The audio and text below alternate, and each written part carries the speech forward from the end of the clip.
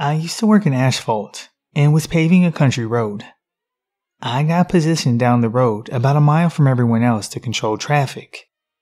It was the day before Halloween, and the street corner I was on had an old cemetery. Hardly any traffic came down this road at all, so it was unlikely I'd see any cars.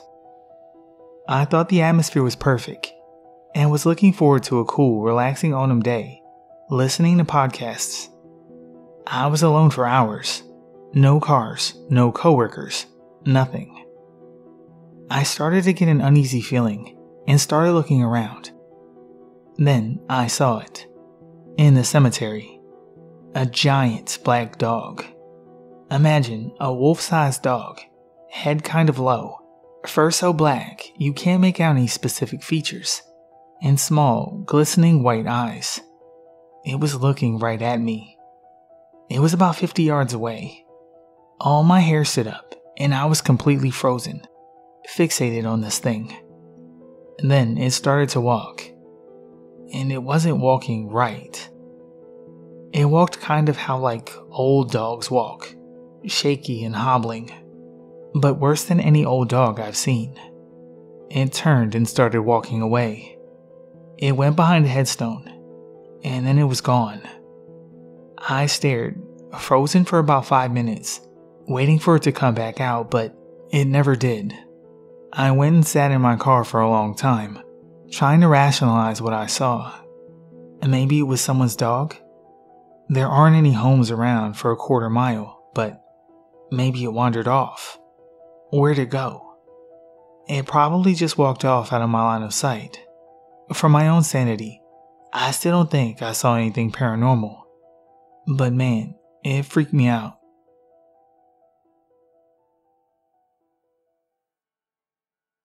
When I was around 11 to 13 years old, I experienced something that, to this day, I have no answers for. I woke up for school one morning and walked across the passageway to the bathroom. I stood in front of the sink and mirror to brush my teeth. As I looked into the mirror, I blacked out. Not in a physical sense. My body was frozen as if in fear, and I saw a scene that went like this. I was seeing a point of view of myself floating in space, surrounded by stars and dark space. Directly in front of me, but kind of far away, I saw a house that was just floating in said space. It was a stereotypical house, a red wooden door right in the middle with a window on each side, green bushes at the front. I was floating closer to the house, almost like zooming in on it.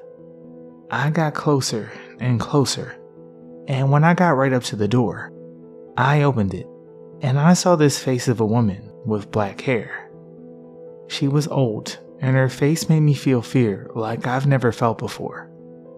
As soon as I saw her face, she screamed, and I woke up.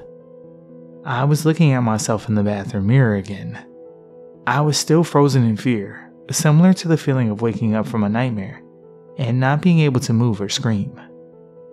I think it must have lasted a few seconds, maybe a minute, but it felt like forever. It took me a moment to compose myself and try to get ready for school. The following morning when I woke up, it happened again. This carried on for a few weeks, if my memory serves me correctly. It became intermittent, with days in between that were normal. Every time, it was the same exact thing. Space, the house, the door, the screaming old woman. People I've told this story to have always asked me what she looked like, if I knew her. But I didn't. Her face was hard to describe. The best comparison I can make to it is uncanny, almost like an AI-generated face that was randomized and just looks kind of off. Something almost human that should be human, but has something about it that isn't. That feeling took over my body. The fear was almost unbearable. It was almost like losing consciousness, having a vision. I don't exactly know. But my body didn't fall to the floor. I just froze. My eyes stayed open. But what I saw around me was not my bathroom. I told my parents about it. They didn't know what to think, and I doubt I could describe it as well as I can now. And they told me to wait and see if it happens again. They chalked it up to something like being half asleep and still dreaming. For a few days it didn't happen, and I thought it had finally stopped. Then, one Sunday afternoon, I was in the living room with my dad. He was watching a soccer game.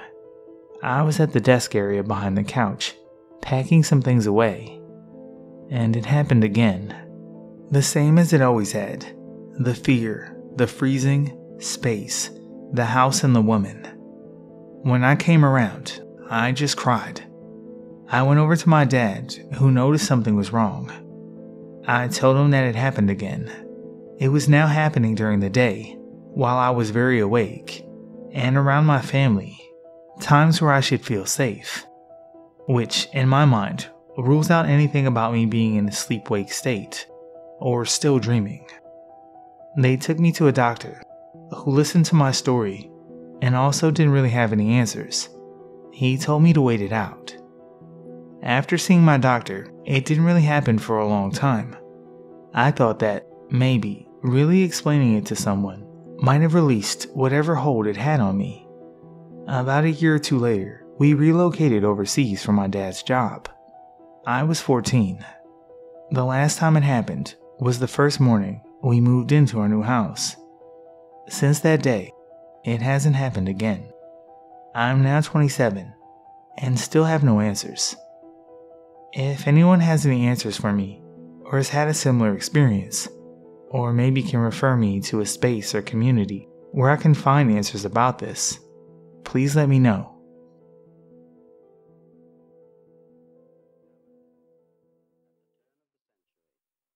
My uncle had an encounter in the summer, several years back. The only reason I believe him is because his whole life, he's always been a super serious, no bullshit kind of guy. When he told me the story, he sounded genuinely upset about it.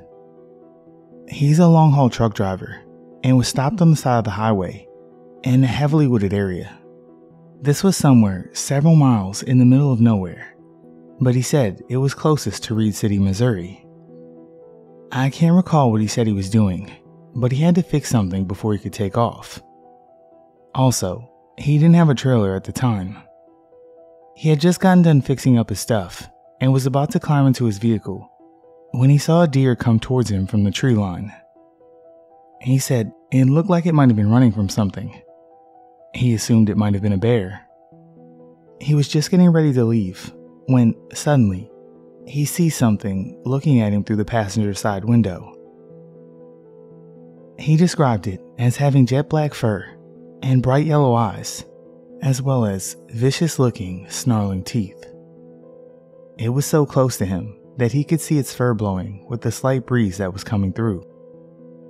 The window was open, but it didn't seem to notice, as was evident when the creature put its paw up to the window as if to press against it, but pulled back in shock when it realized its paw actually entered the vehicle. My uncle typically carries a gun on him. At this time, he had a heavy revolver. The exact name and caliber is beyond my memory right now. He pointed it at the dogman and pulled the trigger, effectively shooting it in the face. He gunned it, and the truck started moving fast enough for him to be confident that the thing wasn't following him, should it have survived the shot. He didn't bother waiting around to find out. He said he still gets disturbed when he thinks back to that event. He described it as giving off this aura of pure evil and ill intent in only the few seconds that he faced it. He has nightmares about this creature to this day, and he refused to tell anyone about it for several years after it happened for fear of people thinking he lost his mind. Another reason I'm able to buy his story is because he's never been interested in the occult, supernatural, the paranormal, cryptids, or anything. He had no idea what to make of this thing he saw, but when he told me the story, I told him to look into the Dogman. When we looked online, he said the artist's depictions of the Dogman perfectly fit what he saw that day.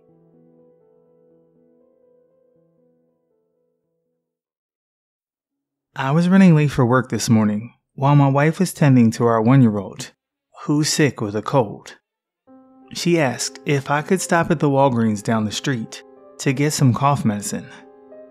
I was in a rush, but didn't want him to go without it, so I headed over there as quickly as I could.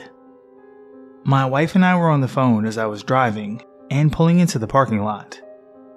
The street was busy and packed with cars, and as I walked up to the store, I noticed a woman putting her screaming child in her car just outside the door.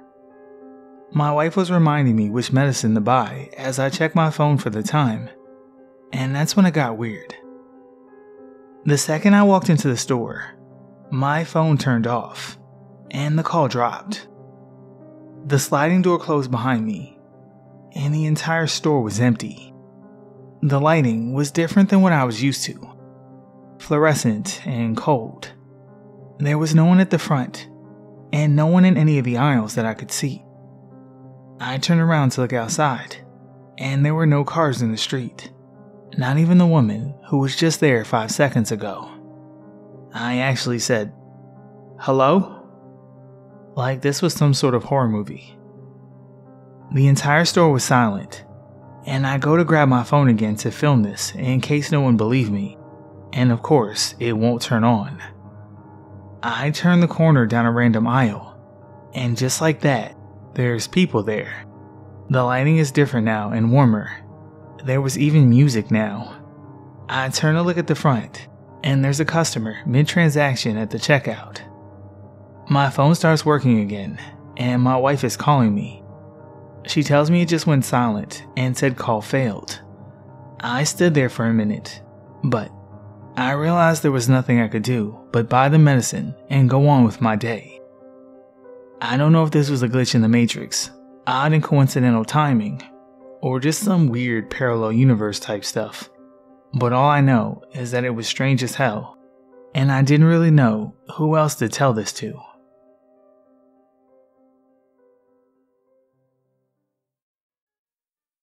During the lockdown part of COVID, I became very close to my friend who lived in another state. For context, he was 27 or 28 at the time, and I was 25. We had mutual friends. He was originally from my state and had gone to multiple music festivals together, but we weren't very close besides when we would bond at the festivals. I always had a big crush on him, and he used to hit on me a lot, but I was naive and it went over my head. During lockdown, we began to FaceTime a lot, and I felt hard for him. He kept asking me to come visit in his state, so once things started going back to normal, I bought a plane ticket. He was going through a hard time, and I cared about him, so my motives for going was to make sure he was okay. His father had died 2 years before, and afterwards, he became quite dark. He was experiencing other problems and deaths in the time that we were talking. So, I went and I visited him, and I fell in love hard. We were making love one night, and it was incredible to say the least. This is when I saw something terrifying. I opened my eyes while he was on top of me, and the face staring back at me wasn't his. I could kind of see him, but it was almost like a demonic face was layered over his. His eyes weren't his, and they were piercing into me. The smile was devious. The demon looked like an Eastern depiction of an entity rather than a Western one. I was scared shitless, and I closed my eyes. I was in complete submission to him, and I couldn't stop orgasming. My mind was blank, and I forgot about it. Later I told him what I saw, and he told me that it was funny because I wasn't the first person to tell him that. He said, "I'm an incubus." If you knew him, that was his dark sense of humor. But I'm not sure it wasn't the truth.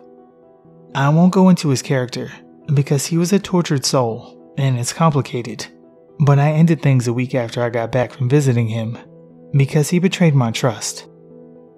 Almost a year later, just short of 1 week of when I saw him last, he killed himself.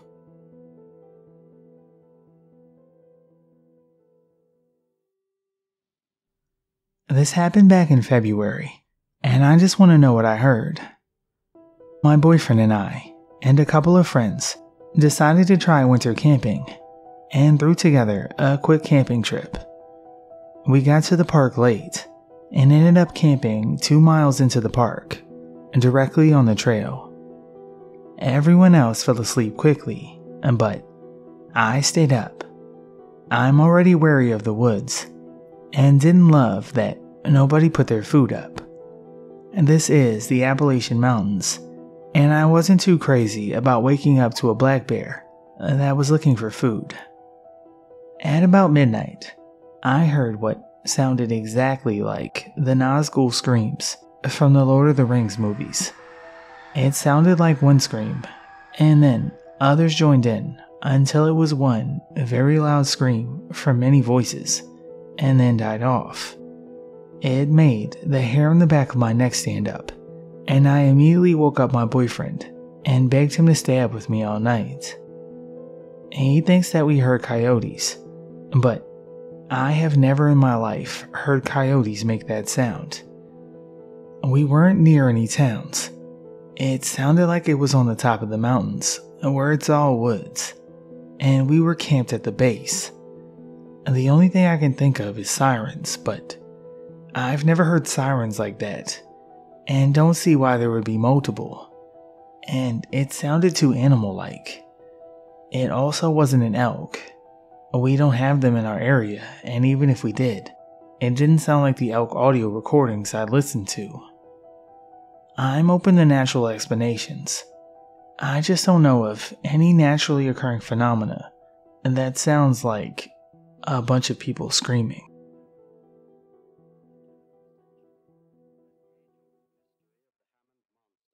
I used to live next to a homeless shelter in downtown Boston, and after living there for a few months, I got accustomed to how things ran down there. At dusk, the shelter would open up, and they would fill the beds. Whoever was outside of the building when the beds filled up was not let in, and unfortunately had to go it alone that night. There were usually around 10 people left, but some nights there could be 25 outside. All that being said, my late night encounters have been regrettably frequent, and I usually end up not being able to sleep. One encounter in particular I will never forget. It was pretty late that night. I was walking back from my friend's apartment in the North End and was trying to make it back quickly because it was fucking freezing. Mid-January in New England can be really brutal, and Boston has its fair share of wind tunnels. When I left the apartment, it had just started to snow. It was well past midnight on a weekday, and the city was barren. By the time I made it halfway, there was already a half foot of snow. My mark was the 7-Eleven in the theater district. Once I saw that fluorescent green and white sign, I was there, and my apartment was a block away. So, I trucked along with my head down to avoid the sharp and cold wind. I turned down one of the more major streets on my way home, and when the wind picked up like a banshee, I decided to take the alleyway to avoid the wind because it felt like it could legit break my nose off. So, off I go, into the alleyway where the wind was non-existent, and there was even heat coming out of the vents behind the buildings, and I really thought that I had made the right choice. Not 5 seconds into the alleyway, and I hear something in front of me, followed by a quiet laugh. However, the laugh didn't stop, and just grew louder until this guy stepped out from behind a caged generator. This guy was straight out of a nightmare. Tall, at least 6'8", and skinny to the point where he could have been starved. He was completely bald, and wore a ripped blue sweater, and walked with his arms contorted, his fingers flicking vigorously, and this black shit all over his mouth. He mumbled something and then laughed, mumbled, laughed, and continued. I couldn't hear what he was saying, and I don't think it would have made any sense regardless. He wasn't looking at me either. This guy was in his own world, and it felt like I was standing there for way too long, so I decided to leave with haste. I pivoted and speed walked back the way I came. I exited the alley and turned down the frozen hell of a street again. Halfway down it, I couldn't take the wind on my face anymore and flipped around and started to walk with my back against the wind, checking periodically for my turn. As I reached the end of the street, I walked quickly backwards to avoid the cold. My hood was on, and I had no peripheral. Suddenly, the fucking guy walks right to the left of me, an arm's length away, doing his same routine. The guy was barefoot in a snowstorm and made eye contact with everything but my eyes. So, I turned and booked it with my head down, as I knew the way. I just wanted to see that 7-Eleven, and eventually I did. I ran inside to get warm and catch my breath. The Indian guy at the counter said something about the weather, but I just kept my head down. When I caught my breath, I said goodbye to him and left. With my hood up, I walked to my apartment building, and before I reached the steps, I looked over my shoulder, and there he was, standing under the glow of the 7-Eleven sign. He looked at me, the wind kicking up the snow all around him. I turned to put the key in the door, and he started toward me as fast as he could. He had a serious kink to his step, but I had already opened the door. I was in, headed up my stairs, and shut my window. I didn't bother looking outside because, honestly, I just wanted to forget it. I never saw him again.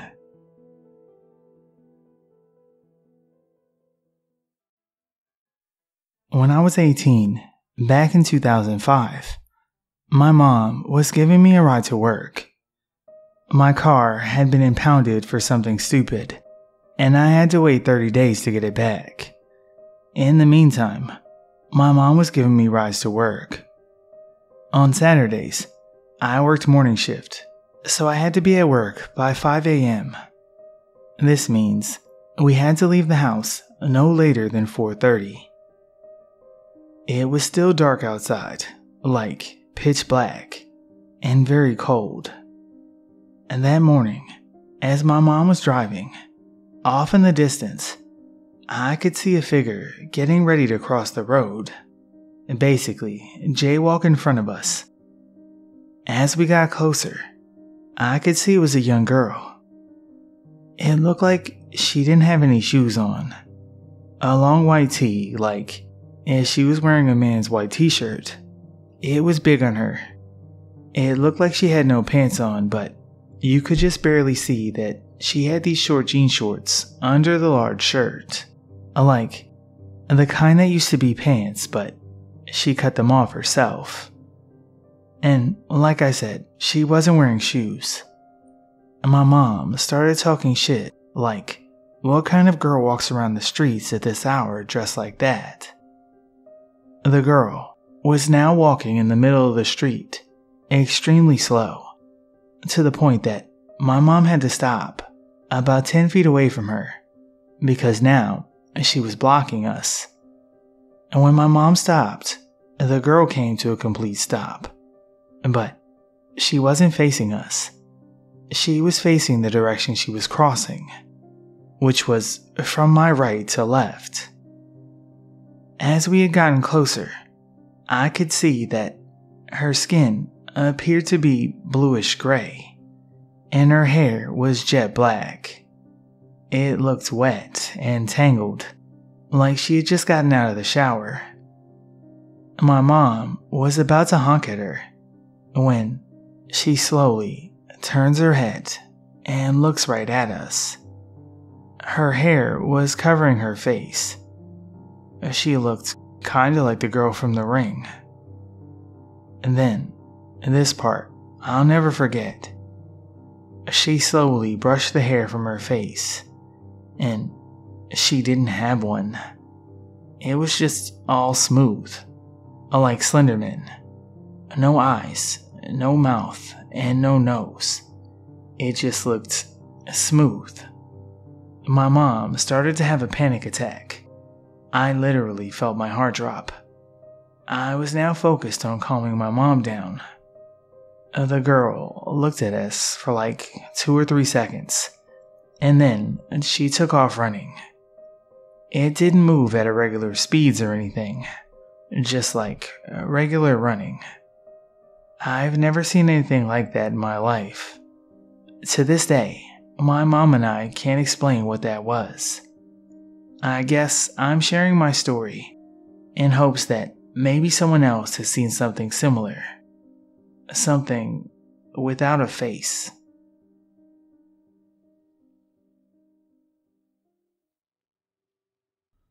When I was younger, around 8 years old, I was with my daycare at a local park.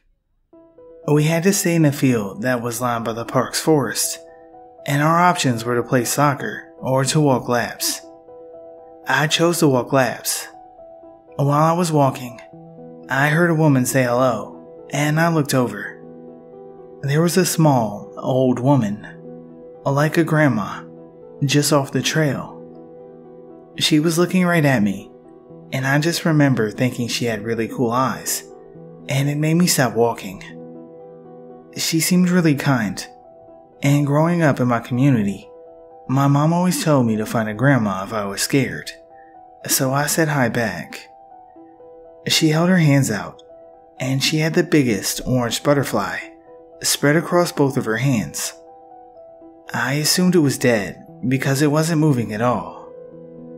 She said, "I got this. It's for you. Here, you can have it," and tried to bring it forward to give it to me. I was really scared of bugs as a kid, so I told her I didn't want to touch it, but that it was really pretty. She kept insisting, and I started to feel really nervous about the whole thing. I decided to just say sorry and run away and join the soccer game. On the walk back, I told the other kids about the grandma I saw and how scary she was. I asked other kids who were walking if they'd seen her too.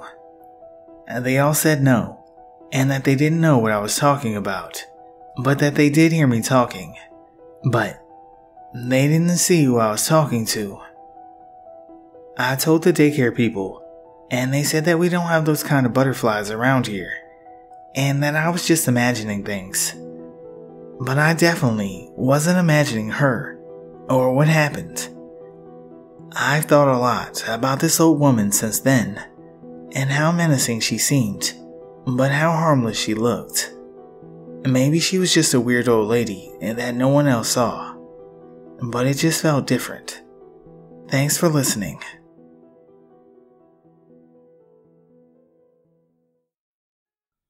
In 2013, I moved with my family to a foreclosed 3-bedroom home on 14 acres, straight up in the middle of nowhere in the Poconos. My father and I noticed very weird things going on the second we moved in, but my mother and sister seemed to not notice these things. Everyone besides me and my dad and my entire family are the "oh, it was the wind" type of people, if you get what I mean.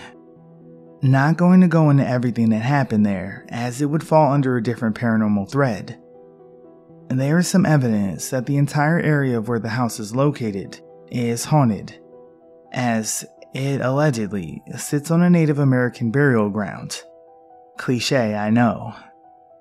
Now, historically speaking, with actual evidence, people settled here around the old mill area long ago, and brutally killed many Indians. This area is very spread out over miles of heavily wooded mountains. 2 weeks ago, my uncle on my mom's side and his girlfriend come visit my parents' home.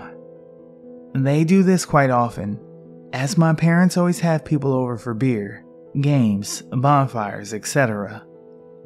I just want to start off by saying my uncle is a non-believer, a Harley rider who to this day, I have never seen him really scared of anything or anyone. Obviously, before this instance. My uncle and his girlfriend are playing foosball with my parents when they realize it's 12:30 a.m., so they decide to head home. They take all back roads, and once they turn on Running Valley Road, about 6 minutes from my house, my uncle's girlfriend sees these two figures. They were pretty far away at this point, but it was two small figures waiting across the road. Just to mention, there was nothing out here. No houses, besides an abandoned one that was still about 2 miles up the road. The only thing in the vicinity is a cave. These figures were attempting to cross the road to go into the woods, which was very odd because of the time and the location. They are approaching these figures, and the headlights start to shine directly on them. Both my uncle and his girlfriend see two young girls that look to be about 9 to 11 years old. One of them was much bigger than the other, wearing what my uncle best described as early 1900s church clothing, like dresses that went to the knee, with white cotton shawls or crop sweaters and flats. Super weird, right? What the fuck are two 10-year-old girls doing out at 12:30 a.m. in the middle of nowhere, wearing church clothing? They also notice the bigger child has her arms wrapped around the smaller one, like you would do if she was hurt or scared or maybe cold. At this point, my uncle's girlfriend is like, "It's children, we need to stop and help." At this point, the truck is almost right next to the girls. Both of them had their heads held down. So then, the bigger of the two starts to pick her head up and look at the passing vehicle. Then, both my uncle and his girlfriend noticed that the girl had no eyes, just black holes, as if they were carved straight from her face.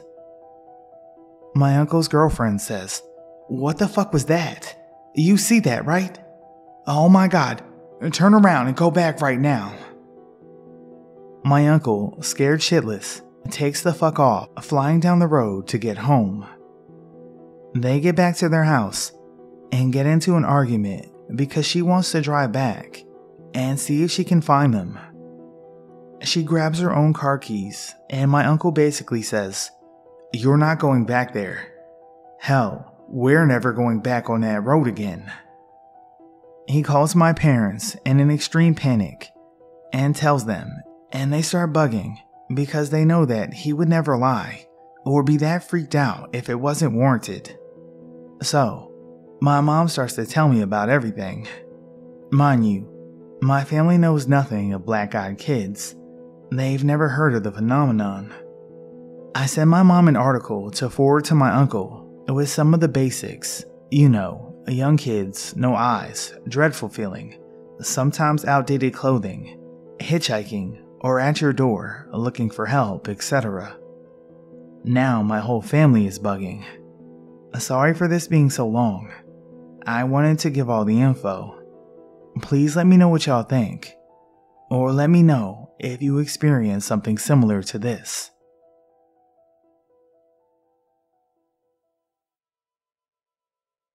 I have made other posts about some of my paranormal experiences, but this is the most frightening thing that I've ever seen.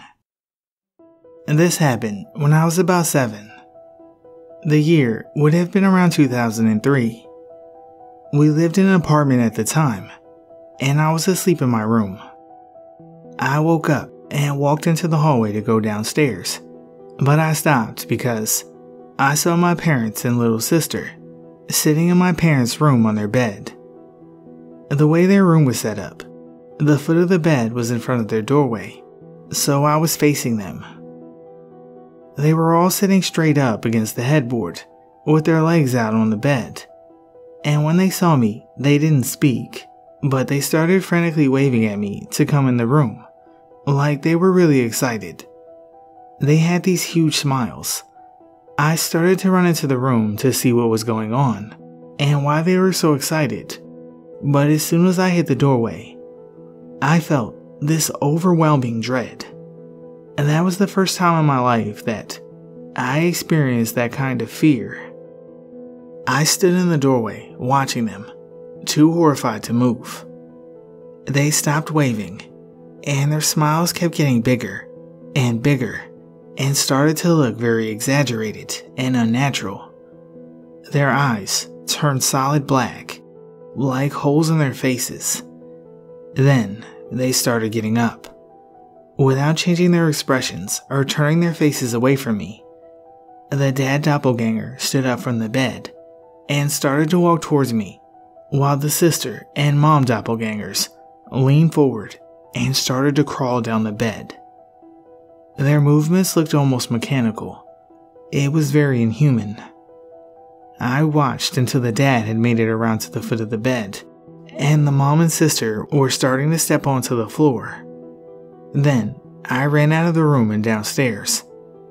My mom and sister were in the living room, but my dad wasn't even home. I told my mom what I saw, and she said it was just a dream. I was so afraid. I just tried to forget about it, but I've never been able to. I'm pretty positive it wasn't a dream, because I can remember waking up, getting out of bed, and leaving my room before seeing it. I've had other experiences, but this is the only thing that's ever felt absolutely evil.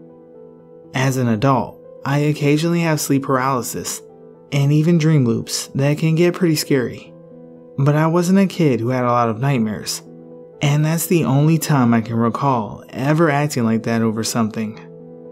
I asked my mom about it a while back, and she said she remembered me crying over it and being really upset and insisting it wasn't a dream.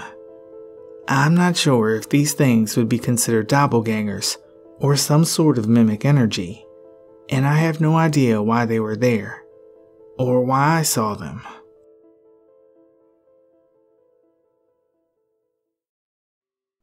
This started in the late winter of 1978. There was 3 of us, myself, Ronnie, and Tom. We were working at an outdoor education program high in the San Bernardino Mountains. The outdoor school had taken over a summer camp for the winter semester. This camp was located in a saddle in the mountains, where the mountains narrowed and bent from the tectonic forces that created them. The camp was reached by the Rim of the World Highway, which formed the western edge of the camp's property. The Rim Road ran right along the edge of the mountains, with the camp on one side of the road and a steep drop-off on the other side. The road crossed one of the many rock falls, narrow, rock-filled canyons that start at the top of the mountain and plunge thousands of feet down towards the Los Angeles basin. We had snuck out to this rockfall this particular night because we knew that the view of the city lights would be spectacular. The Santa Ana, or devil winds, had been blowing from the desert up over the mountains and down into the Los Angeles basin for the previous 3 days. The Santa Anas had scrubbed every molecule of smog out of the basin, offering a crystal clear and unobstructed view from 7,000 feet, all the way down the canyon to the city lights below. When we arrived at our spot just before midnight, the scene could not have been more spectacular.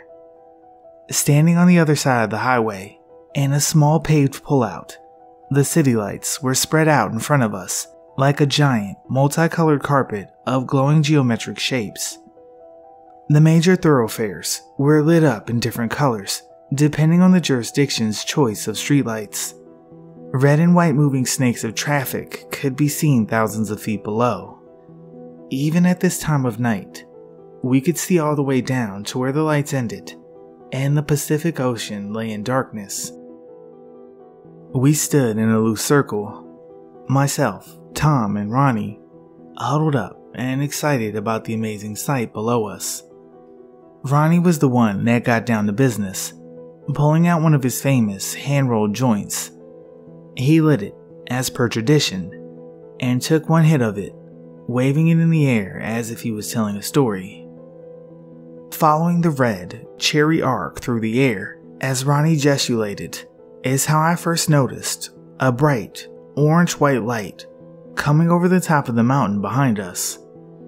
It backlit the mountain and quickly was over the top, traveling down our side of the mountain, following the canyon down towards the basin.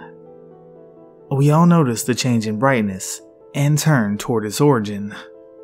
At first, I heard no sounds, but as it grew closer, coming down the mountain and the next canyon over, I heard a sound that, to me, sounded like what I'd imagine an object creating its own vacuum in the atmosphere would sound like. Like the air itself was being ripped asunder. There were no aircraft noise, just a sudden vacuum, and an empty place in the air. The UFO was vaguely pumpkin seed shaped, with a very bright, reddish orange glow at the thicker head of the seed, and an orangish white vapor trailing behind. It came over the mountain and down the canyon at a constant height of 100 feet above the mountain, lighting the ground under it. It followed the contour of the canyon until it reached approximately 2,000 feet above the basin below, where it leveled out and traveled west toward the ocean. It dropped 4,000 to 5,000 feet down the canyon below us and a couple of miles to the west of us in less than 10 seconds. The craft was clearly visible, vibrantly glowing, as it traversed at a high rate of speed along its path west. Also clearly visible were the running lights of a small plane flying in a westerly direction ahead of the UFO. As we watched the blinking lights of the small craft, we witnessed the UFO rapidly decelerating from its incredible speed down the mountain, and then stop right next to the small plane. From our vantage point up on the mountain, the UFO was to the left and looked to be at the same altitude and extremely close to the small plane. After matching the plane's speed and vector for 3 seconds, the UFO suddenly accelerated forward, turned to the left, and disappeared over the Pacific toward Mexico. It went from the easternmost part of the Los Angeles basin down towards Long Beach and out of sight in less than a couple of seconds, leaving behind only a faint orange plasma trail and a pilot with the sudden need to change his underwear. We stood transfixed, staring at the empty space where the UFO had been, and then all looking at each other with a mix of awe and panic in our eyes. Ronnie very slowly and deliberately crushed out the joint on the heel of his boot and put it in his pocket. Then we all started talking at once. "What the fuck was that? Where did it go? Did you see it stop next to the plane? What can do that? Nothing, that's what." It was at this point that the panic kicked in. We all looked at each other once, and then took off running at full speed back toward our cabins. We didn't speak of it until the next time we could be together, without anybody else around, because how do you explain crazy talk like that? We had seen a lot of weird shit in our collective lifetimes, but none of us could explain what we saw that night. We tried to figure out how we could get some information on what we might have seen. However, we were stuck up in the mountains 5 days a week without TV, newspapers, or radio, and this was way before the internet. This sighting, it became the pivot point between the three of us, something we would always discuss and try to figure out, but never could. After the semester was over, we all went our separate ways that summer. Ronnie went into the California Department of Forestry as a wildland firefighter. Tom traveled to Hawaii to work at a YMCA summer camp, and I headed back to Big Bear to work at a YMCA summer camp there. And this is where the story gets really weird. Neither Ronnie nor Tom lived to see the end of that summer. Ronnie was killed in the Spanish branch fire up near San Luis Obispo. Then, less than 2 weeks after learning that Ronnie was dead, I learned that Tom had disappeared off the coast of Hawaii. The story is that he was on the beach and got swept out to sea by a rogue wave, and then was eaten by sharks, and his body was never found. To say that I was mentally shaken would be an understatement. To have two of your friends who had witnessed an unearthly UFO encounter die in unusual ways within 6 months of seeing this UFO, one by fire and one by water, really freaked me out for a very, very long time. I kept thinking fire, water, earth, air. There were many years after this that I wouldn't put myself in any situation where one of those elements could kill me. So, that's my UFO story. I still do not know what happened that night. All I know is that it was completely mind-boggling and changed my life irrevocably. I know what happened to Ronnie and have visited the site where he perished. Tom, on the other hand, may still be alive, as I have a strong feeling that he may have faked his own death. But that's a story for another time.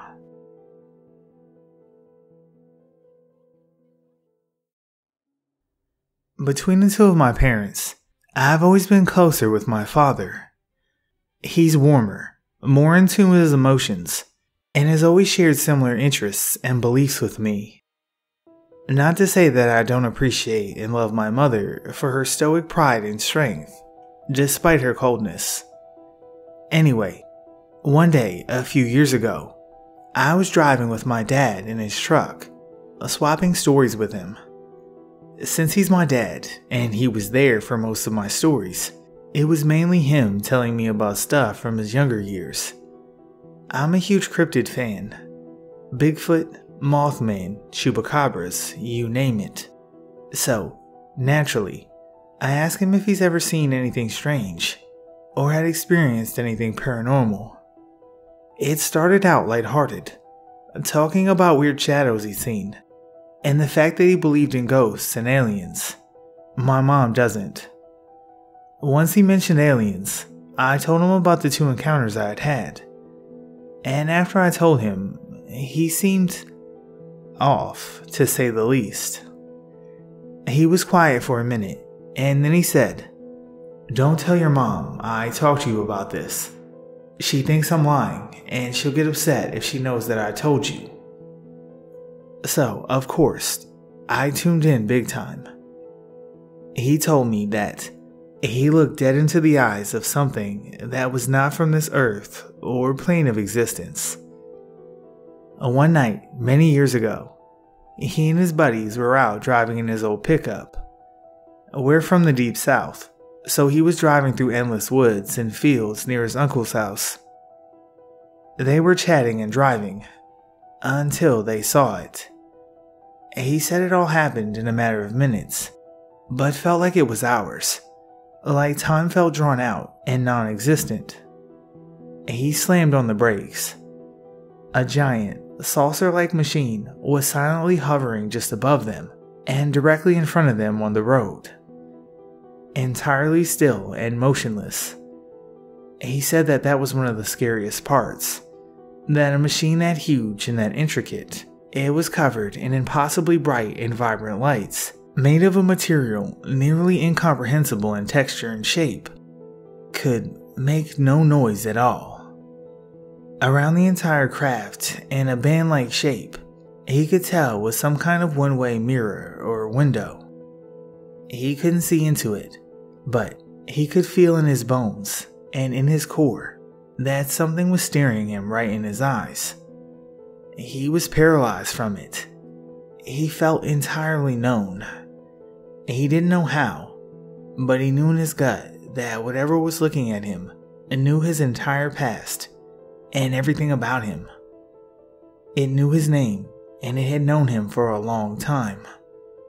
He said that it felt like he was in an unwanted staring contest with God for what felt like hours, and then it flashed away over the tree line in a blink of an eye, impossibly fast.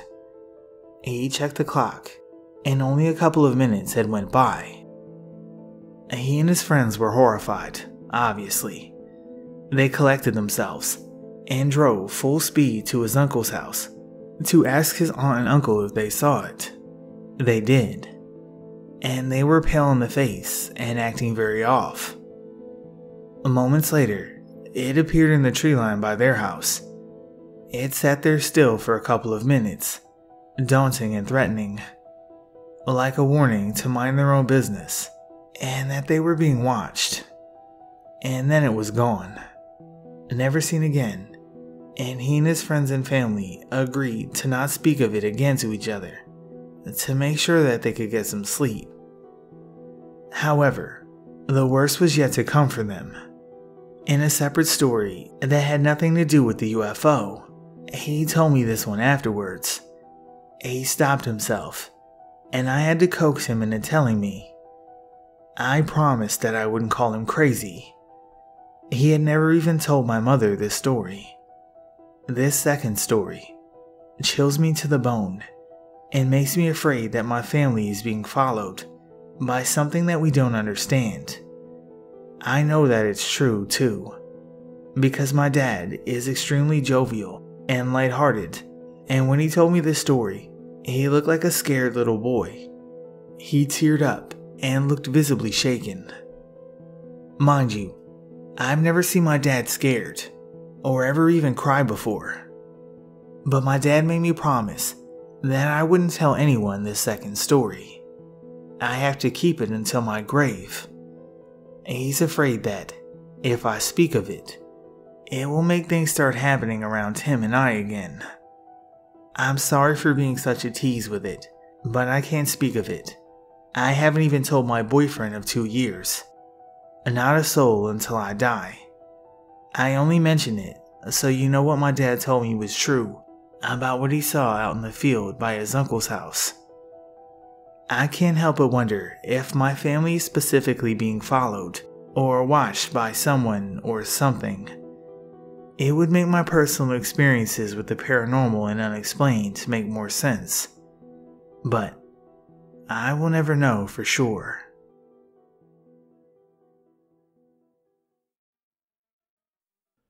I was looking in the mirror, and I saw my reflection just move on its own. Just a little bit, even though I hadn't moved at all. We just stared at each other, and it was like I was staring at another person. Like someone else with fears and thoughts and goals and stuff that was different than mine. And then it tried to talk to me. I could hear it, and I ran away. I have turned all my mirrors around because, for some reason, I feel like it wants to hurt me, and I think that might help prevent it from getting out. Maybe I need to break all the mirrors. I don't really want to do that though. I've seen my reflection be weird in the past. Sometimes I'll look in it, and it slowly starts to change into something weird and inhuman. I can't help but think, what if I'm the reflection? I don't know how to deal with this. I have a hard time sleeping now. I know that this is not supposed to happen, but I can't deny how I feel. I hate when experiences conflict with what people say is possible. It's not supposed to be a thing, but it clearly is because it's happening. I just don't know what to believe.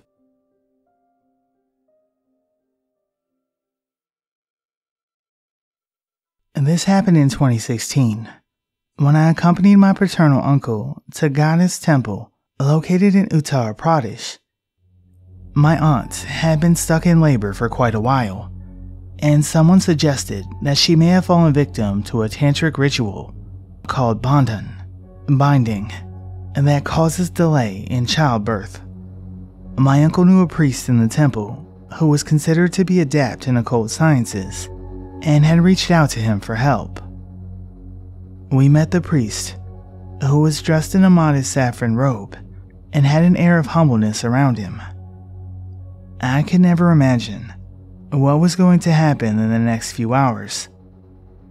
He confirmed and that someone had done a Masani Kriya, or graveyard ritual on my aunt, and if not reversed within time, it could end up in a miscarriage or even death. We were horrified and couldn't believe what was being told to us, but he assured that she could be saved, provided that we started the yagya, or ceremonial fire, and other rituals on time. So, on the banks of River Ganges, he lit a ceremonial fire and asked us to keep putting oblations into the fire when told. The ritual went on for quite a while, when the strangest thing that I've ever experienced in my life happened. Suddenly, scores of subhuman creatures started coming from nowhere and began sitting around us in a circle. I can't describe exactly how they looked, but all of them were stunted and had deformed legs or hands, with pus oozing out of their wounds. They looked very similar to humans, but there was something otherworldly about them that I can't put my finger on. Now, my uncle is a very serious and grumpy guy, and with the situation at hand, wasn't in a good mood that day, obviously. I could see that he thought those creatures were beggars and was about to tell them to bugger off, but the priest, who seemed unfazed by the bizarre situation, put a finger on his lips and gestured him to remain quiet. As the ritual was about to end, the creatures disappeared as strangely as they had arrived. After the ritual ended, the priest asked for a bit of time to dispose the residue of the yagya into the Ganges. Meanwhile, my uncle and I toured the entire temple to find out where those creatures could have gone, but it was in vain. When the priest returned, I asked him about what we had just seen. He explained that the spirits that were being used to torment my aunt had arrived to distract us from our ritual. Like humans, they are also attached to the earth and do not want to cross over. Had any one of us reacted or gotten up from our place, the ritual would have failed, and my aunt would have been doomed. And this is the reason he had gestured us to remain calm. Curiosity arose in my mind, and I asked him, "Have you ever seen God?" "No, but I have seen the devil," he said. I was bewildered to hear this, because, apart from the obvious vision of the devil himself, Satan is predominantly a Christian spirit, and this priest was an Orthodox Hindu. Moreover, the concept of Satan or Lucifer doesn't even exist in Hinduism. Before I became a priest, I was a Vamachari, or left-hand tantric, and had once gotten a chance to perform a ritual in an abandoned Christian graveyard. The specifics of the ritual are arcane, but you have to write a mantra on a piece of paper and make a wick out of it. The wick is then placed in an oil lamp and set alight. During midnight, 11 rounds of the mantra are to be recited in the graveyard while the wick is burning. Now, these demons do not like anyone trying to get power over them, and will do anything possible to distract you from the ritual. Sometimes you'll see maidens wearing garments strutting around the graveyard, and you'll hear their anklets tinkling. At other times, you'll hear the voices of your family screaming out for your help, babies crying, and other hallucinations. If you sit steadfast and perform the ritual for 21 continuous days and don't get distracted, the Prince of Demons, Satan himself, comes on the last day and begs for the oil left in the lamp. I describe Satan as being black, extremely hairy with horns, and walks with his hands and feet to the ground like an animal. And this part is extremely treacherous, since it's a trap laid out by Satan to distract the practitioner. You have to give the oil to Satan, after which he'll tempt you to ask for anything that you want. If at this point you ask for anything, be it riches, women, or what have you, or refuse to give him the oil, you're doomed and will be forced to suffer from lunacy throughout the remainder of your life. The only acceptable request is to ask Satan to leave you alone so that you can complete your ritual in peace. Once the ritual is complete, you'll gain the ability to exorcise any demon with ease. At that point, my uncle's mobile rang. It was the midwife calling to inform that his son had been delivered safely. I wish I could tell you that attacks on my aunt ceased after this event, but they didn't. In the years to follow, my uncle would sometimes find pieces of dog bones tightly wrapped in red cloth scattered around the precarious corners of the house. But that is another story.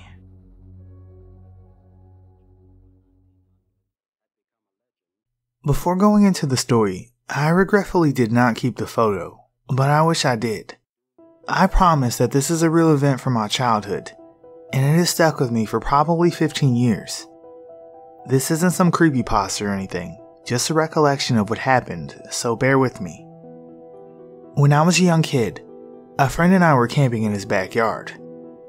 His family recently had a yard sale and were throwing a box of books away that they didn't sell, so we were going through them. We were talking and flipping through the books, and then my friend grows silent and is just staring at the book that he had. I asked him what's up, and he said something along the lines of, "You don't even want to see," or something like that. Well, of course, after that I certainly did. What he handed me was a photo that was inside of the book. Not part of the book. This was an actual photo that someone had taken and put in the book. The photo looked very old. Looking back, it seemed like one of those pioneer photos, or at least from the late 1800s or early 1900s. It had a woman in it facing the camera. She was in a field with a tree line behind her. She had an elongated face, and her mouth was agape. When I say elongated, I mean unnaturally so, as if she was disfigured. She was holding her arms up, but they bent at the elbow forward, nearly 90 degrees, with her hand open pointed toward the ground. She was wearing a black dress, not like the generic pioneer style dress. This was just all black and looked more like a gown. I believe she had longer, scraggly hair. So being a kid, I freaked out and threw it in the fire that we had going. About an hour later, we put out the fire and went inside.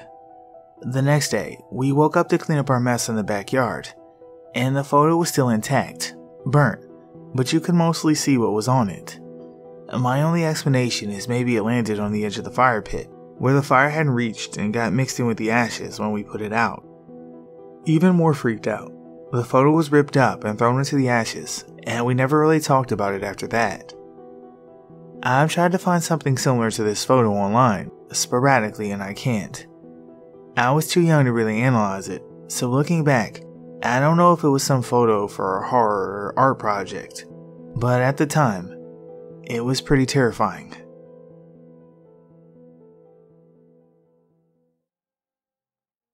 This happened yesterday, and it still makes me uncomfortable.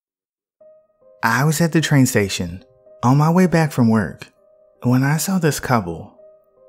What drew my attention was the fact that they were speaking my native language, so I looked at them. The woman was built and looked exactly like me, and I don't have a very common appearance for the country I live in. But she looked about a decade older, and the man was an aged carbon copy of my current boyfriend. But what really set my creepy radar off was the following. She had this tattoo, one that I always wanted to get, exactly where I wanted to get it. And it's a very personal design only my best friend knows about. It's not like it's a common tattoo. He was speaking my native language with a very distinctive accent of his home country, which is similar but not the same as the way people from the country that we live in speak my language. So, I looked at them when they were facing the other way, extremely creeped out. It was at that point that the woman turned around and saw me. She froze instantly, as if she had seen a ghost. Then I finally managed to look away, and I hurried toward the exit. I really feel like I'm going insane here. It was as if she, or I, remembered that exact moment and knew exactly when and where to look for me. I haven't told anyone because I don't want people to think that I'm nuts.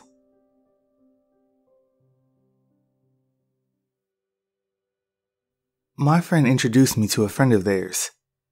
They seemed normal enough, just they had kind of odd facial features. They weren't ugly or anything.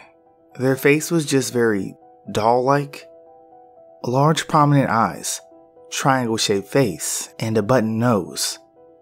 What stood out were the eyes. They were a little too large for the rest of the face. When they were alone with me, they were talking with me, and the conversation spun into weird stuff, like stuff you can do with your body that others can't. I said to them that I could wiggle my ears. Then, they started. I don't know what the word is for this. Shape-shifting? They showed me their body bending in places that it shouldn't.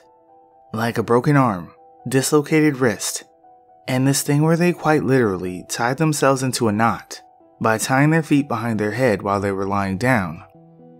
When they were getting into these positions, I could hear cracking and popping, and I asked them if it hurt, and they said no. When they stood up, their legs were bending the other way. They could make their neck look broken. It was extremely unnatural looking, and they were amused at my confusion. Shortly after, their friend came back and said they needed to go, so they went. I spent the rest of tonight wondering what the fuck happened. I took sleeping pills last night, so I don't know if I'm hallucinating or not.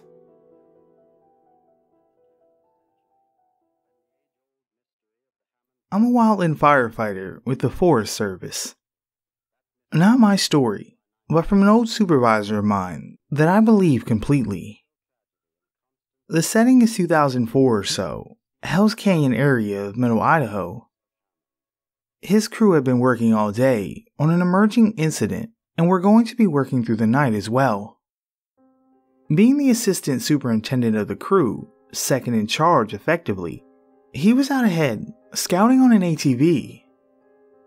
He was working his way down a logging road that had not been used in some time, when a bobcat or a lynx, it's been a few years since I heard the story, appears in the middle of the road, but doesn't run away as they usually would. The thing stands there for a good 10 seconds, screams at him, and scampers up a tree not 5 feet off the road. He finds this odd, but not particularly unsettling. Just a half mile or so down the road, he finds a small cabin. Also odd, as this is federal land and no private structure should be there.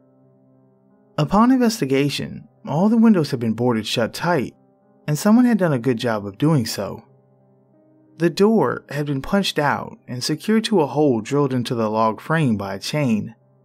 Someone did not want anything getting in or out.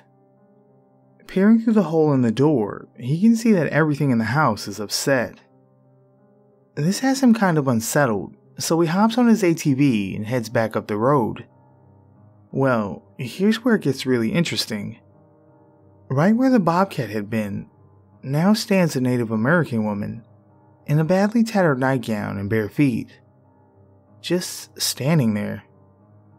He yells at her, asking if she needs help. She just screamed at him. The same scream as the cat before. And climbs right up the tree, faster than any human has a right to be climbing. Obviously, he nopes out of there as fast as he can. Now, I would not believe most people that try to tell me something like this, but this was a serious man that did not fuck around about many things. He was dead serious the 2 times I've heard him tell this story, and I 100% believe that he saw what he saw.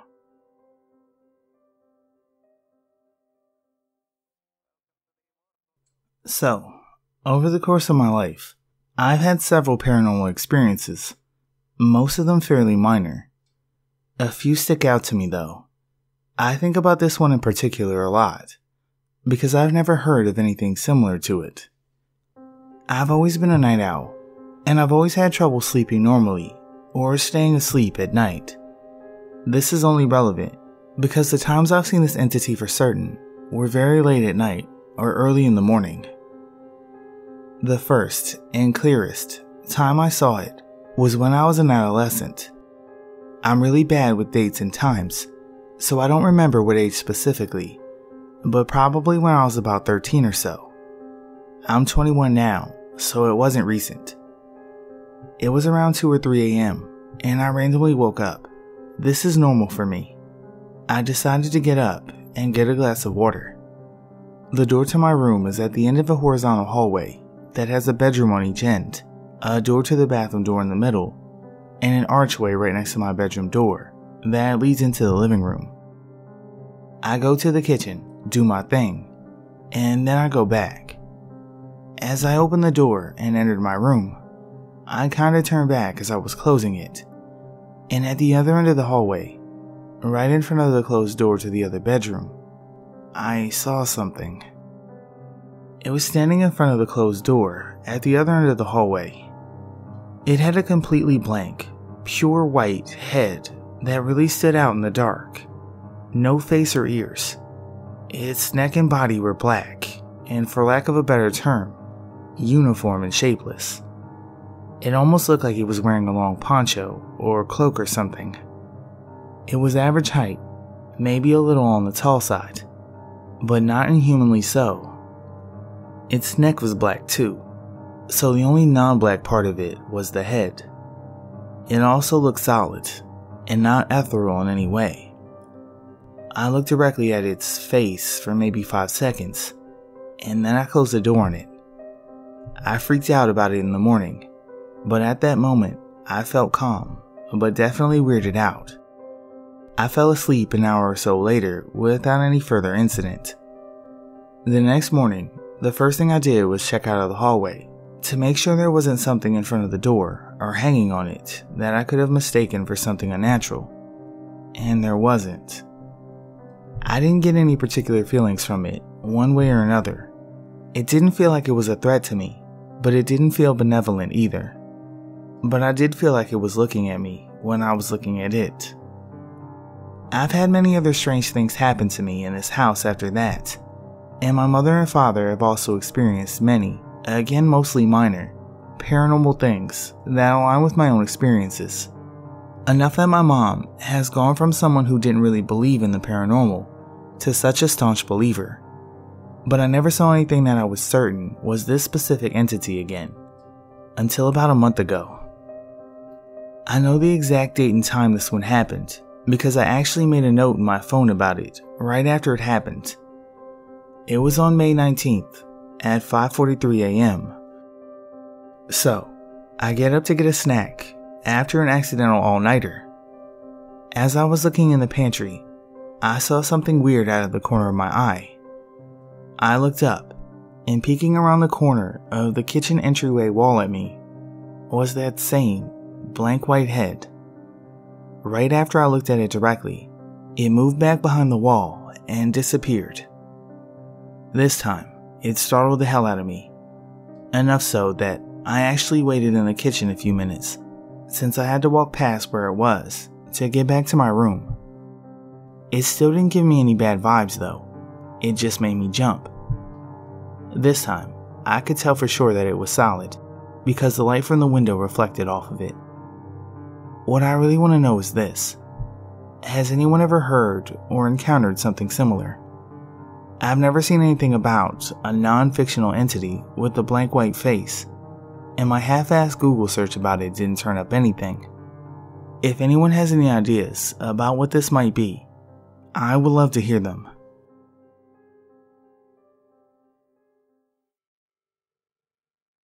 This happened when I was around 7 to 12 years old. The nightlight would reflect an image of what appeared to be a woman's face. She looked old, around her 50s or 60s, with short curly hair and high cheekbones. The reflection was very detailed and very clear. I thought I was just imagining or looking too much into it, but I couldn't think of it as anything else but exactly a woman's face. It would creep me out at night, so much that I wouldn't be able to sleep. Sometimes, it even looked like she changed expressions. On some nights, I'd get a very, very creeped out feeling or bad energy in the room, and she looked like she was crying. I could see the tears running down her cheeks. And on some nights, she looked angry, and she was crying, and her tears looked like blood. And some nights, it was a bright plain circle. It gets weirder. This is the reason why I decided to talk about this. I have never mentioned it to my sister, because at the time, I thought I just had a vivid imagination, and I didn't want to scare her. 10 years later to this day, my sister casually mentions, "I remember when we were kids, I used to see a woman's face on our ceiling, and it was the creepiest thing I've ever saw." I told her I thought I was the only one that saw it, and she mentions that it looked like she would change facial expressions, and looked like sometimes she was crying blood, or she'd catch her mouth open late at night like she was screaming. I have no idea what this was. I'm usually pretty skeptical of the paranormal, and the idea of this is very unsettling.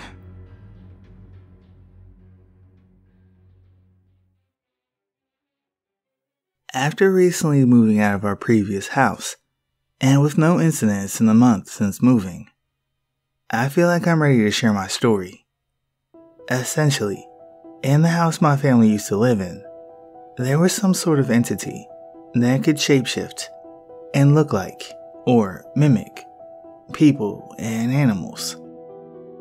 The first encounter happened in late 2019, after we had already lived in the house for well over a decade. I was in bed with my girlfriend. We hadn't yet fallen asleep that night, and I was getting out of bed to go to the toilet before going to sleep. On the way out, I turned off the light. When I returned and opened the door, she called out and asked who was coming in. I responded that it was obviously me, and she screamed, so I turned on the light. She was freaking out, so I asked her what was going on. She said that a couple of minutes before I got back, someone, who she presumed was me, had entered the room, got into bed, and started cuddling up to her. When I actually came back and she realized that she wasn't laying next to me, she moved as far away as possible. But when I turned the light on, no one was in the room beside us. She said it felt just like me cuddling up to her. We ended up staying at her place that night, and she refused to ever come back. The next incident happened on the 11th of July, 2020. I looked up the date of a football game that was on to pinpoint the exact date. I was watching the TV by myself when my dad opened the door and stood in the doorway. I wasn't paying much attention to him and absentmindedly asked him if he had ended up watching the end of the game his team was playing in. They had made a pretty good comeback. He didn't respond, so I looked over at him and noticed that he was wearing one of my shirts, which was weird because it's not something that he'd ever done before. I then looked down and noticed that both of his legs were there. He had a leg amputated in 2017. And normally, he'd have a fake leg, one that is basically just a metal pole with a foot on the end, not one you could mistake for an actual leg. I must have had a serious look of shock on my face, because right after looking at his legs and noticing what was wrong, he backed away and slammed the door. I ran down to the back shed where my dad was earlier and found him still there. I asked him if he had just been in the house. He said that he hadn't left the shed in hours. I didn't want to tell him what happened, so I just said I thought I'd heard him calling. I found the shirt that Dad was wearing on my floor with a bunch of other dirty clothes. The next case also involves the mimic pretending to be my dad. My dad is a diabetic and will occasionally have a hypo, where he becomes non-responsive and it can sort of feel like talking to a child, who will hardly respond and doesn't know where they are or what's going on. My mom found him sitting on the couch, and he wouldn't respond to her when she talked or nudged him, so she was worried that he was having a hypo. She went out to the kitchen to get insulin, but when she returned, he wasn't on the couch. She then freaked out because she couldn't find him. After searching for a few minutes, she tried calling him, hoping that his phone was on him and she'd be able to hear it. My dad answered his phone. He'd been at work the whole time. The last encounter we had was a couple of months ago, about a week after our dog had passed away. She died of old age, if you were wondering. We were in the kitchen, from where you could see down the hallway. Leading off the hallway is another short hallway part, with a door on the end where our dog's doggy door was. We heard the doggy door open, which was strange, as we only had the one pet, who had obviously just passed away. We looked down the hall and saw what looked exactly like our dog. My mom was beside herself with fright and said, "Now it looks like Molly." I was scared too, but aggressively said to it, "We know you're not her. She's dead. Fuck off." Then, it made a horrifying noise. It sounded like a cat who had had its tail stomped on. It then bolted out of sight and through the doggy door. My mom and dad decided that they wanted to move, so luckily we were able to move out about a month ago. I haven't seen anything out of the ordinary since that last incident, so I'm hoping it was attached more to the house than to us.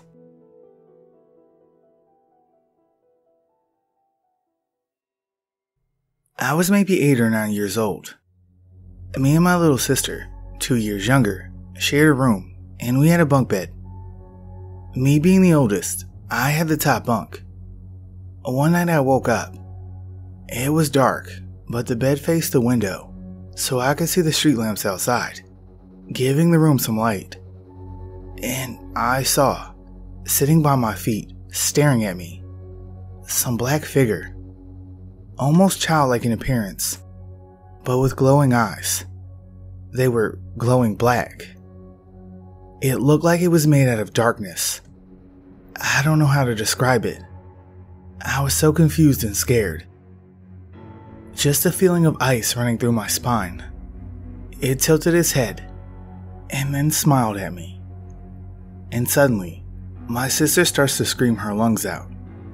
With that thing sitting by the stairs in the bunk bed, I just jumped down from the top bunk. Fortunate for me, we had a lot of stuffed toys on the floor I landed on. I grabbed my sister and we just bolted out of the room. Our parents just thought it was a nightmare, of course. I had trouble sleeping for weeks after that. I asked my sister about it like 10 years afterwards. Her response was that she had a nightmare where I got hurt by the Starless, and after that I started to hurt others. And she remembered it because I woke her up by picking her up and running out of the room. She was, of course, confused why I would do that, when normally when she had a nightmare, I would just lay down in the same bed as her, and we'd curl up together until she fell asleep again. She has no memory of her screaming, but I remember it as she was already sitting up in her bed when I landed on the floor. What the fuck was that thing? Do you guys have any theories?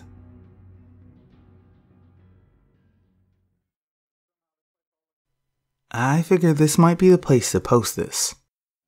It's been almost 10 years, and I still have no idea what this was. I was working in North Carolina for a nationwide door-to-door sales company. Our office was in Lenore, and I lived just north of Hickory, so my commute was country highways and back roads mostly. One night, in the fall, I was headed home around 11 p.m., riding my motorcycle as I always did, and I noticed what I thought was my shadow alongside of me. It stayed in the same spot parallel to me for a few miles. I kept glancing over at it as something wasn't right, until it dawned on me. The moon was on the wrong side for it to be my shadow. It looked as big as me in a dual sport, but more feline shaped. I turned off a side road to head home and didn't see it anymore that night. The next night, about the same time, riding home through the same wooded stretch of highway, I saw the same shadow. This time, no moon as the sky is overcast. I was thinking that this wasn't normal and I sped up. It kept pace with me. When I get to my turn, I make the right-hand turn and watch it cross the highway with me. It looked solid black.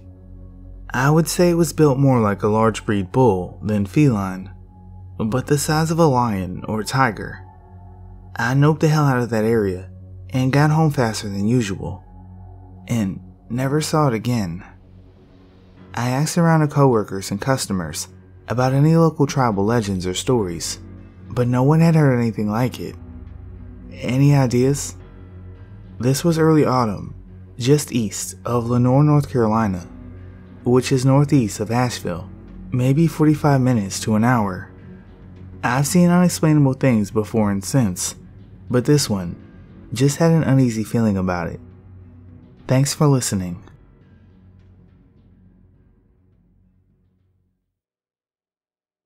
This was a recollection shared to me by my paternal aunt.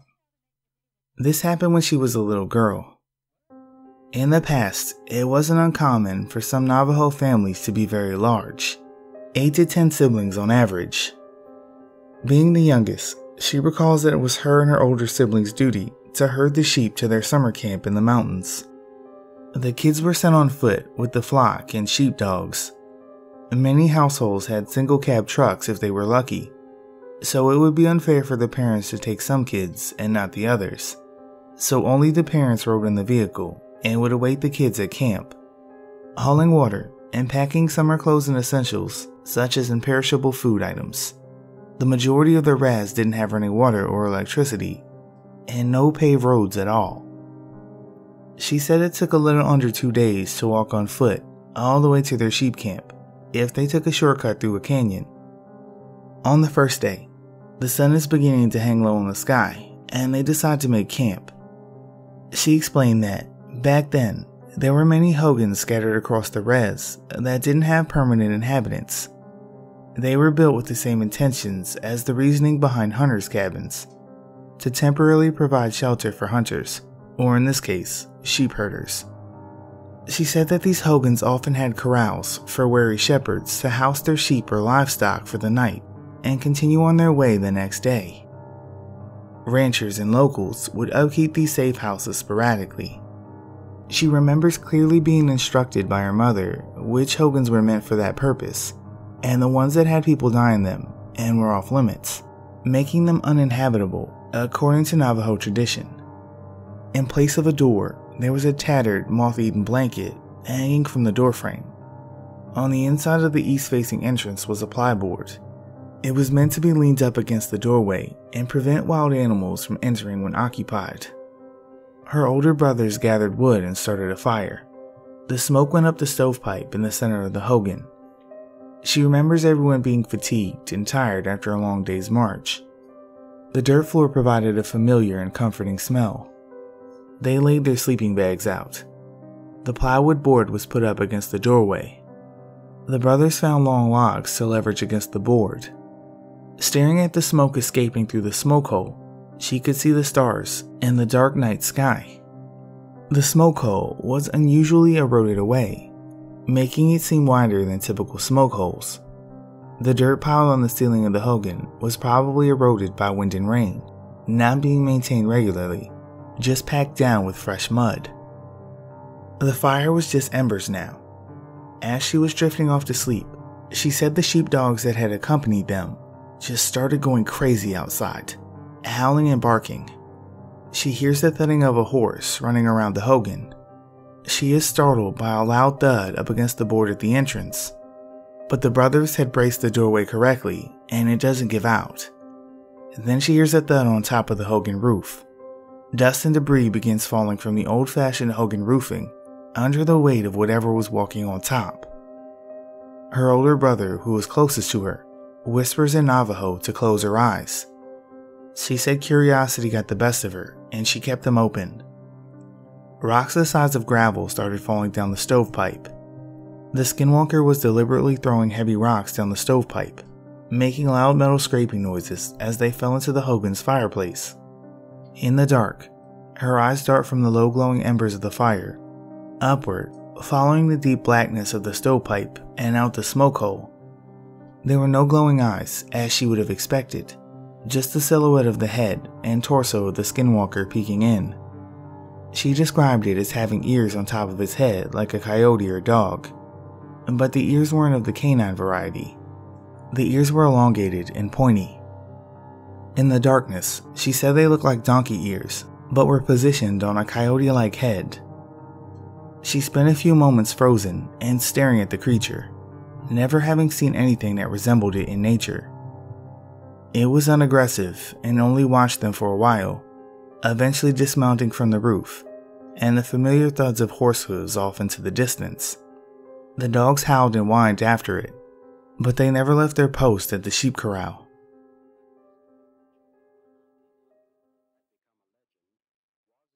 It was Boston, the dead of night after Christmas Day of '84, and I had just turned 4. It was a good year for presents, and one thing I got was a tent bed, a pop-up tent that fit over my mattress. I slept on one side of the house, while my parents and 3 sisters slept on the other, separated by the kitchen and living room. It was a very old house. I woke up in the middle of the night to a noise coming from the living room. It sounded like random digital tones. I recognize now, like the first 10 seconds of ELO's telephone line. I was clutching my Cabbage Patch Kid doll. My sisters all had one, so my parents got me one, the boy, a Red Sox themed one, and rolled over and can see out of the vents at the top of the tent bed a cascade of tiny shiny diamond shapes. They were floating down around my tent bed, not through the vent, and it didn't scare me or anything. I just thought, hey, look at that, that's pretty interesting. You don't see that every day. Still carrying my Cabbage Patch doll, I unzipped the tent bed and walked to my door because I assumed my sister was going to get an ass whipping because she was up playing with one of the new toys.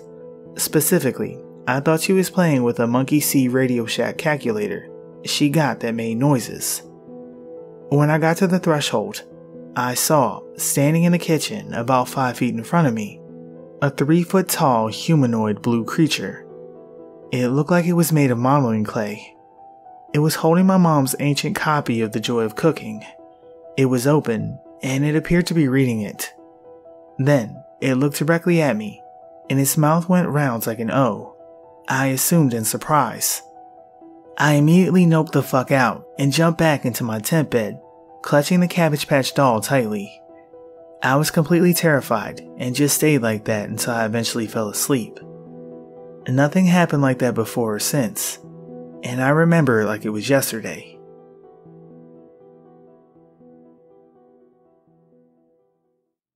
If anyone has ever driven in Alabama, then you know it can be a creepy state to drive through. I'm not sure where to start. I've had a few experiences with the paranormal, which I plan to post here as I find the time, but this is my only cryptid experience. I'm not sure what we witnessed, but we got a good look at it in broad daylight. This sighting happened just before noon. My girlfriend and I had some time off work, so we decided on a much needed getaway for a long weekend. This was early 2019, late January or early February, so it was pretty darn cold. That being said, if you know anything about the southern USA, it doesn't get that cold. This was just one of those rare days when it was 30 or 40 degrees Fahrenheit. I'm just trying to compile all the events surrounding the sighting, so bear with me here. We were on a highway in a swampy area. I have no idea the exact location, but I can say it was southern Alabama and close to Mississippi. There were lots of bridges. I wish we could have gotten pics, but the car was moving around 60 miles per hour when it happened. My girlfriend cries out for me to look, and I turn my head to get a glimpse of a grotesque-looking creature. This thing was hunched down on all fours, possibly eating something. This all happened so fast, but I slow down and get a better look.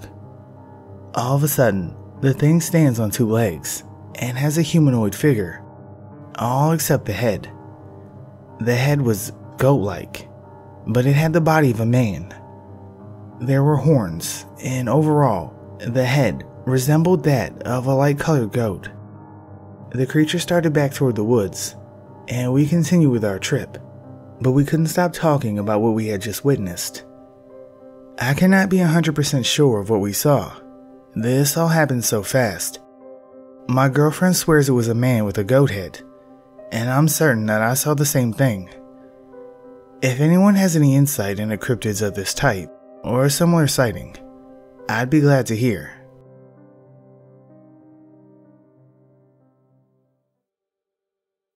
My family used to own and run a real estate office. My grandfather owned it and was the boss. My mom managed the rents and the clients, and I worked there on the weekends as a teenager. We worked in a multicultural area, which I always loved, and there was a reasonable Maori/Islander community there, a lot of whom were religious. In one particular property that we managed, there was this one family who had 2 sons. One of them played football with my brother, and the other is the subject of this incident. So, this kid was like 11, I think, and according to the family, began acting strangely. He'd have violent outbursts, say terrible things, stuff like that. Apparently, he was really seriously out of control. The family called their Baptist, I think, minister, and asked what they should do, or was there even anything that they could. The minister told them that he was free one evening later that week, and he'd bring the things needed for a baptism. He said that he'd perform an exorcism for them, and a good spiritual leader, good religious people, and a baptism could oust an evil spirit. This particular evening arrived, and the minister got all set up. He got this deep tub, which they all filled with water for the baptism. He chose some passages from the Bible that helped with the exorcism, and got the whole family to gather around for support and prayer. Now, Islander families tend to be large. There were aunts and uncles, cousins and grandparents. Everyone was there and willing to help this child. The parents were instructed to bring out the kid, so the father goes in to get him. The kid was a fucking mess. He was described as being like the Tasmanian devil from the cartoons, just all over the place. His dad put the boy over his shoulder and brought him down to where everyone was standing, the kid fighting it every step. But with his father being an absolutely enormous man, he didn't stand a chance. The minister said for everyone to gather around and put their hands on the child and to pray for him. The father held him in the middle of the family group, and everyone reached out their hands to touch the boy, who was thrashing around like a wild animal. And what I heard was that it seemed like the boy was totally out of control. Time comes for the minister to say whatever it was that he was going to say, and to get him into the tub for the baptism, which was supposed to expel the demon they figured was possessing him. The father and uncles get him into the tub, and the family stood around praying their hearts out, but the boy tried to escape the second his body hit the water. He put up a crazy fight, and more family members came to get him into the water. Finally, they got him in, and they were able to hold him there. And hold him. And hold him. They didn't mean to do it, but they drowned him. He was an 11-year-old boy who was on the cusp of puberty. Of course his behavior was erratic. Of course his attitude was fucking awful. Of course he fought being held down by his own family. What did they think was going to happen? The parents, the uncle, and minister were all arrested. The uncle got off on an accessory charge. The parents got 10 years, but got out sooner. And the minister got 15, and was in just about the whole time, because he was the leader. He should have known better. My mom had to go and talk to the police, be a character witness, and talk about the family and the property and whatnot. That certainly wasn't the only awful thing that happened while I was working there, but it was definitely the most traumatic.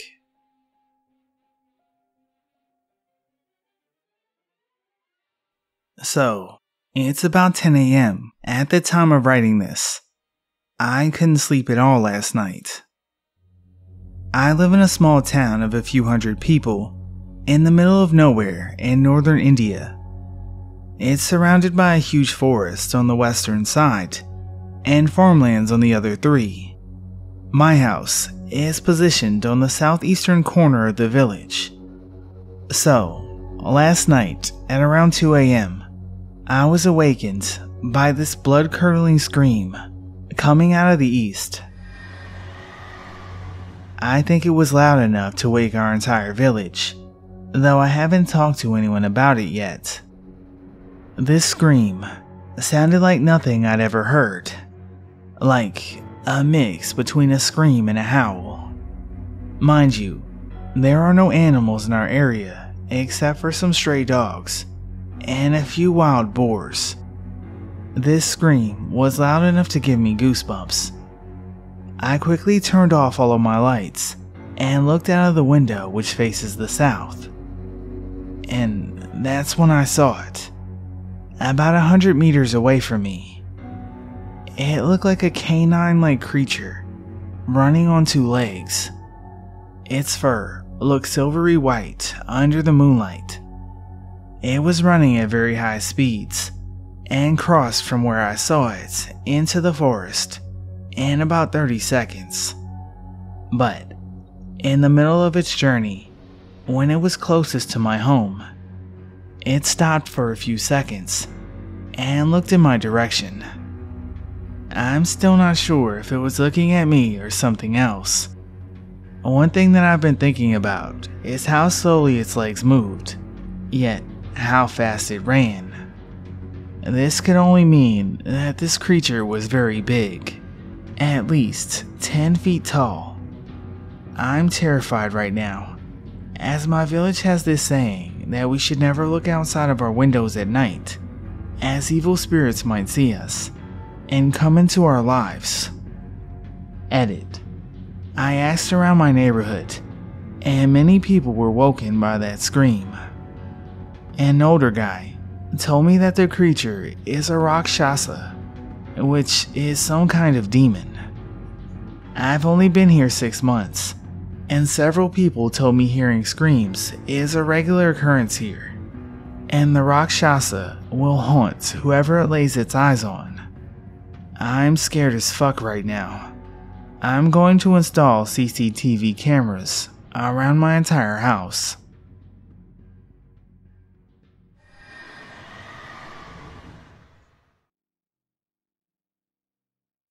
This is something I've been needing to get off my chest for a while, and I'm not sure where else to tell it.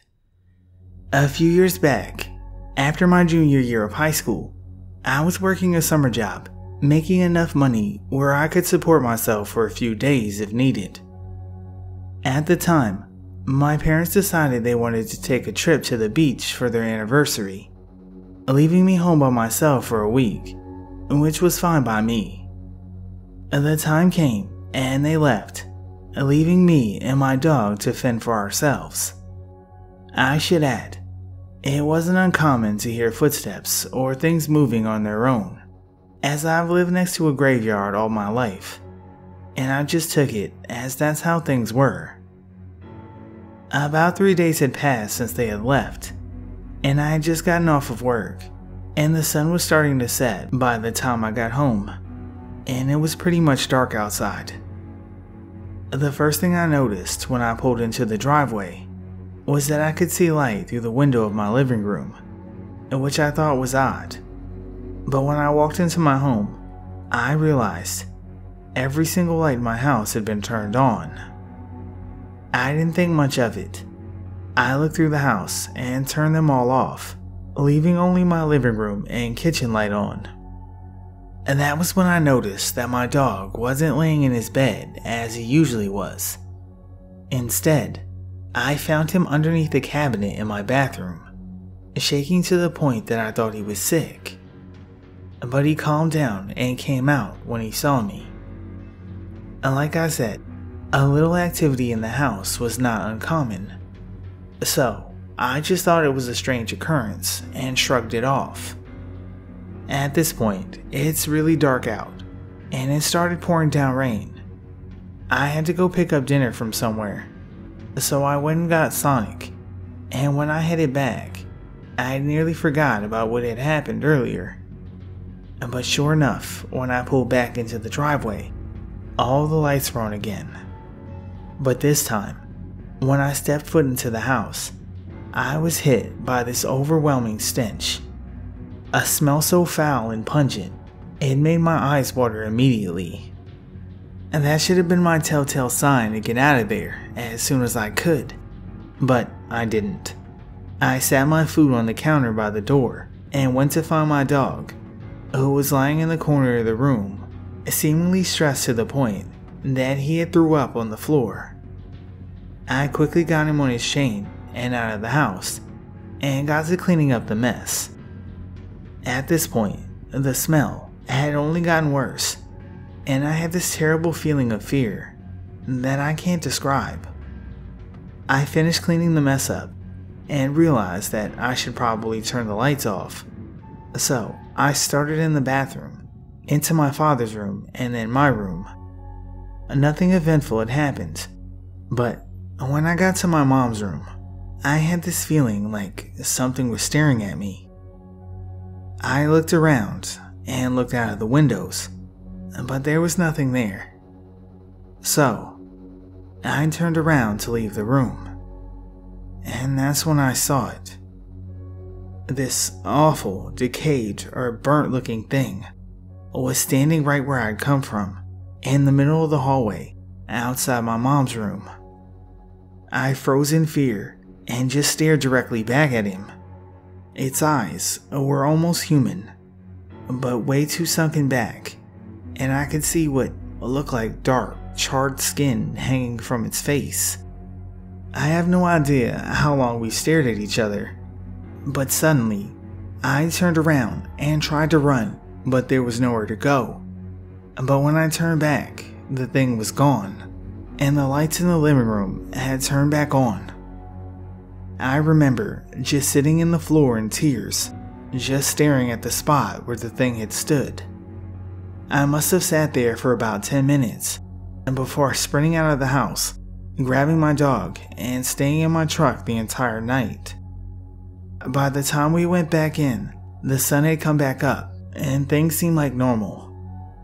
I never mentioned this to anyone, and probably wouldn't have, but I saw it again yesterday. From everything I've researched, this sounds demonic, and the activity in the house has increasingly picked up since that first sighting. If you're reading this and have some sort of knowledge about the paranormal or demonic, please let me know what this sounds like to you.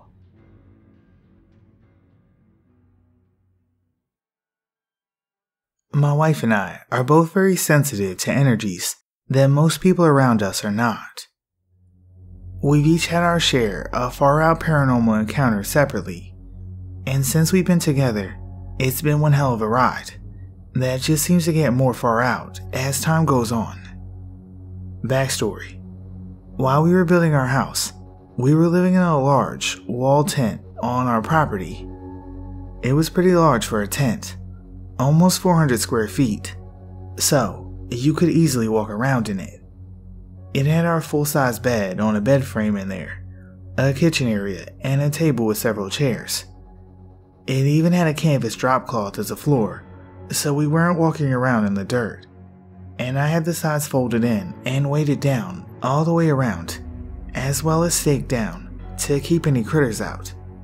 Apart from a couple of flies and 1 or 2 spiders, it did the trick.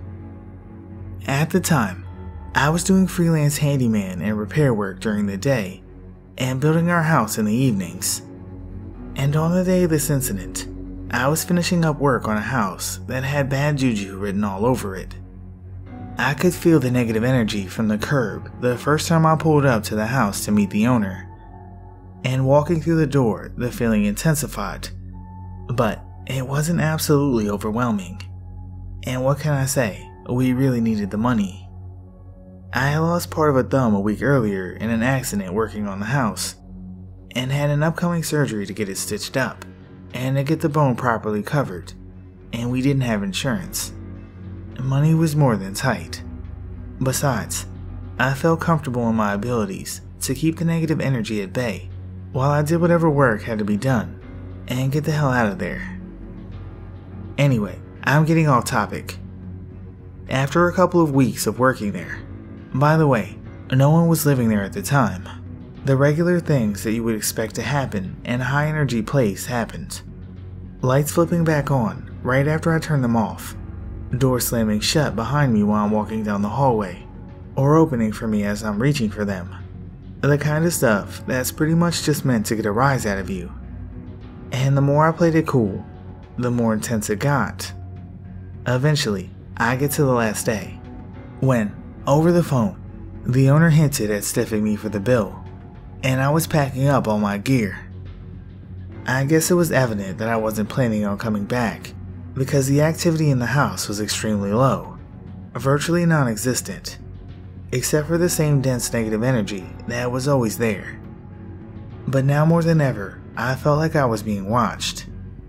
Not just watched, but stared at, like something was focusing on me with everything it had. Everything up until this point had been weird, but it was only your everyday kind of weird. The kind of weird that people who don't want to accept it can still somehow find logical excuses for. They'll say there was a draft or faulty wiring, really big mice in the walls, etc. The next thing that happened was the first thing in the house that genuinely spooked me.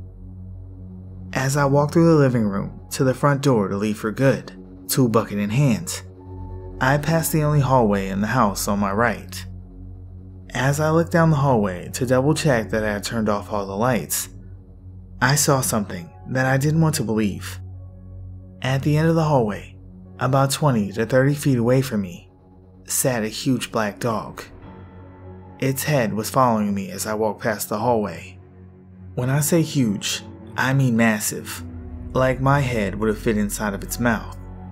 My prior experience with manifestations like that have taught me to give it as little energy as possible, and that you're better off acting like you hadn't noticed it. So, I continued to walk calmly to the front door, even though every hair on my body was standing on end, and my adrenaline was racing. I stopped at the front door inside the house, turned around, and addressed the house and everything within it, stating that as I left the house, nothing was welcome to follow me. I drove home, and that was that. I didn't tell my wife because I didn't want to worry her. We had enough going on at the time without bringing up things that I felt had already been addressed. So, fast forward to later that night. My wife and I are fast asleep in bed. I'm torn out of sleep by my wife's terrified gasp, and being in a canvas tent in the middle of nowhere, I was already on edge. In the first split second of being awake, I see my wife sitting upright in our bed, still in the process of gasping, while our dog, who had been sleeping next to her, ran, barking and snarling like a lunatic, and jumped off the base of the bed, between us and the door. I still hadn't seen what was terrifying them, but leapt out of the bed while shouting at our dog, "Bed!" He's a little guy, and his job was to let me know about the boogeyman, not to fight it himself, and landed between the dog and the entrance to our tent. The entrance, which was not only still zipped up and buckled up tight, but staked to the ground in multiple places as well, as I did every night. As my feet hit the ground, I stood almost face to face with a massive black dog. It was sitting in front of the doorway, and as I landed and looked it in the eyes, I was filled with nothing short of absolute rage. I love my wife with all my heart, and here was something dangerous that wasn't welcome in our home, watching us sleep. Immediately, I stepped forward and shouted at it, deep and loud, "Get out!" As I did so, this thing stands up and steps toward me, and I shout again, this time clapping my hands together as hard and loud as I can, without stepping forward again. Again, this unbelievably massive dog, which is almost face to face with me height-wise, steps forward. At this point, we're maybe 4 feet away from each other. It hasn't ran off, and it's clear that this thing could easily kill us both if I let it.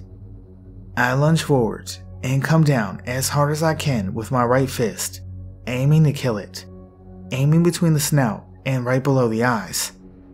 And just like that, ready to get torn to ribbons by this thing, I go right through it, and it's just gone.